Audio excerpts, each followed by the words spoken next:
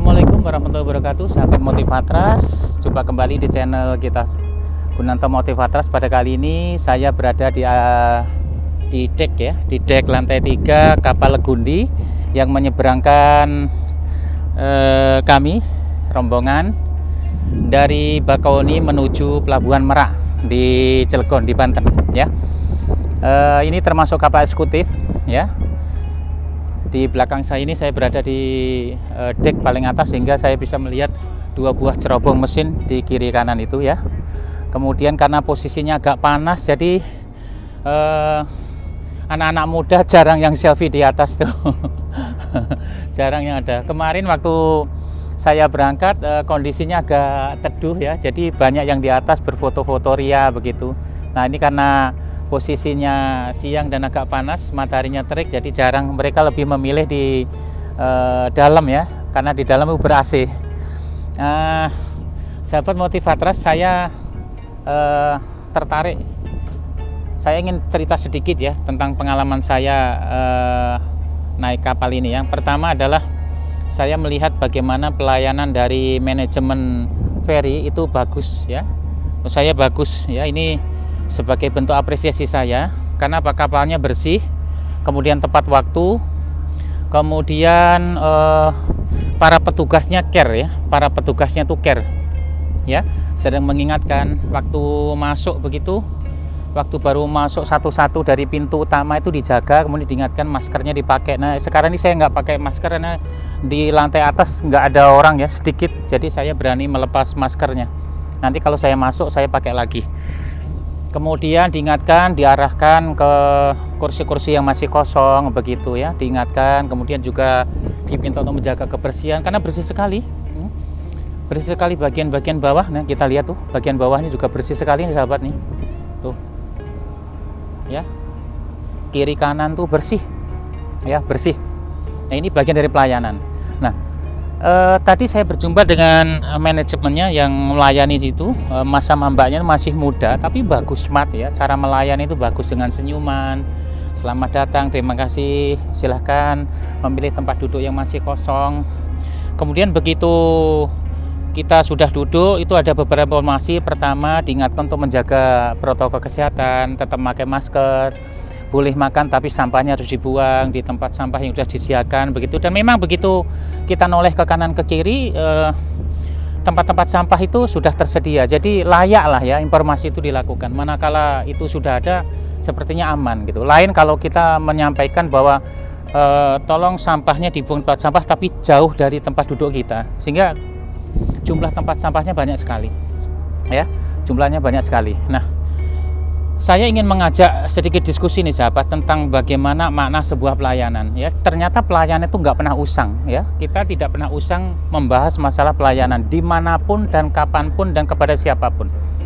Termasuk di kapal penyeberangan ini, itu bagian dari pelayanan karena dia menjual jasa ya. Karena dia menjual jasa, jadi jasanya harus bagus ya. Yang dijual itu harus bagus.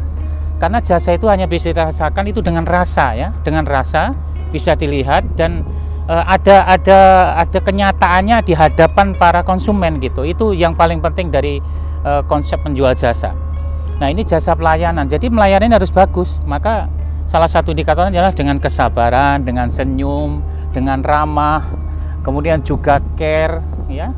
Itu penting, apa yang disukai konsumen itu diwujudkan di salah satu produk pelayanan itu. Karena ini pelayanan jasa penyeberangan ya, maka harus nyaman. Menyeberang tuh identik dengan nunggu ya, maka tempat tunggunya bagus, tempat tunggunya bersih, kemudian ada kafenya begitu ya, harganya juga terjangkau begitu, tuh bagian dari pelayanan itu ya. Maka sahabat Motivatras, jika kita sebagai seorang guru, sebagai kepala sekolah, sebagai dosen atau sebagai orang-orang yang profesinya melayani orang secara langsung tatap muka begitu, maka ini bisa kita jadikan sebagai sebuah pelajaran atau contoh ya, atau referensi atau sejenisnya lah begitu ya, bahwa mereka pun juga belajar melayani orang ya, guru juga belajar melayani orang ya, kemudian pramugari juga belajar melayani orang walaupun kita bayar ya, walaupun kita mau naik pesawat, naik kereta, naik kapal itu bayar, tapi pada intinya tetap kita mendapatkan pelayanan terbaik. Itulah barter jasa ya, kita membayar, beli tiket, kemudian kita mendapatkan hak dilayani dengan baik. Nah ini menurut saya bagus, tetapi tidak serta-merta sebuah armada itu dibutuhkan, kemudian pemiliknya atau manajemennya semena-mena kepada konsumen juga nggak boleh itu akan ditinggalkan ya. Sebagus apapun armada atau barang jasa yang dijual, tetapi kalau pelayannya nggak bagus akan ditinggal, akan mati pelan-pelan, dan mereka akan ditinggalkan konsumen, pada akhirnya mereka nggak laku. Karena konsumen itu sekali kecewa ya, mereka akan menyampaikan kepada orang lain, jangan pakai itu, saya punya pengalaman yang pahit begitu. Ini kan berbahaya ya, ini berbahaya. Sama dengan kalau kita mengelola sebuah pendidikan. Kalau pelayanan kita kepada murid, kepada orang tua, kepada siapapun kurang bagus, mereka akan cerita gitu ya. Kita akan cerita, padahal kita ingin orang banyak datang bergabung dengan kita. Kita ingin banyak murid, kita ingin banyak konsumen, tetapi pada sisi lain konsumen yang sudah merasakan jasa kita ingin pergi gitu kan, itu anomali ya. Anomali bertolak belakang begitu. Ya ini kan bahaya. Maka kata kunci pelayanan adalah bagaimana membuat konsumen itu puas. Membuat konsumen puas, setelah puas kita layani dengan baik, mereka loyal ya, mereka loyal kepada kita. Loyalnya mereka akan kembali. Kalau penjual makanan, loyalnya konsumen dia kembali lagi. Karena enak, dia akan kembali dan mengajak orang. Nah itu indikasi kalau dia sebagai pengusaha kuliner. Tapi kalau sekolah, ya merekomendasikan ke orang lain, dia puas, nanti kakaknya, adiknya juga sekolah di kita. Nah kalau sebuah penyeberangan ini pelayanannya bagus, nanti lain kali akan gunakan jasa ini pula gitu. Nah, eksekutif pula yang dipilih, kan gitu bagus ya. Ya kita tidak menampik kemungkinan bahwa ini memang harganya berbeda dengan kapal yang reguler. Harganya juga berbeda begitu ya. Kalau reguler menyeberangnya lebih lama, kalau eksekutif itu nyeberangnya waktunya jauh lebih pendek, lebih singkat. Itu bagian dari pelayanan dan bagian dari harga yang sudah kita keluarkan. Itu bagian dari investasi begitu ya. Dan ini menarik ya.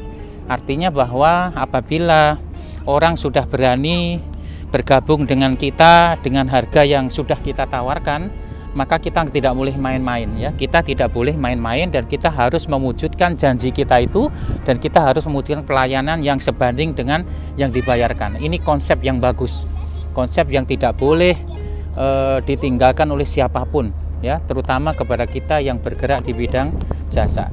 Kemudian yang terakhir, sahabat Motivatras, melayani orang itu ternyata kan orang itu banyak ya, konsumen itu aneka ragam ya, latar belakangnya, kemudian latar belakang pendidikannya, pengalamannya ya, mereka tidak sama satu yang lain. Jadi harus ada satu standar, satu SOP pelayanan yang bagus yang bisa diterima oleh semua kalangan begitu. Maka ini terus belajar. Maka saya harus banyak belajar, sahabat Motivatras dimanapun harus belajar, dimanapun, sehingga nanti pelayanan di kantor kita, di institusi kita, di lembaga kita semakin baik, dimulai dari diri kita. Jadi kita mulai belajar mandiri, kita praktekkan di lingkungan kita, sehingga kita sedikit dan pelan itu menyumbang mutu dari sebuah pelayanan. Bukankah sebuah pelayanan lembaga itu ditentukan dari pelayanan dari pegawainya? Ini yang paling penting. Sumbangkan satu pelayanan terbaik. Kalau dikolaborasikan dengan ribuan, puluhan, ratusan karyawan kita, maka lembaga kita akan dinilai lembaga yang bagus, lembaga yang memberikan pelayanan terbaik. Ya, begitu ya. Nah, ini mudah-mudahan apa yang saya sampaikan ini bermanfaat untuk saya pribadi, dan semoga bisa menginspirasi untuk sahabat-sahabat Motivatras dimanapun berada. Semoga bermanfaat dan bisa menjadi pembelajaran untuk kita semua. Terima kasih. Assalamualaikum warahmatullahi wabarakatuh. Salam sukses, salam Motivatras.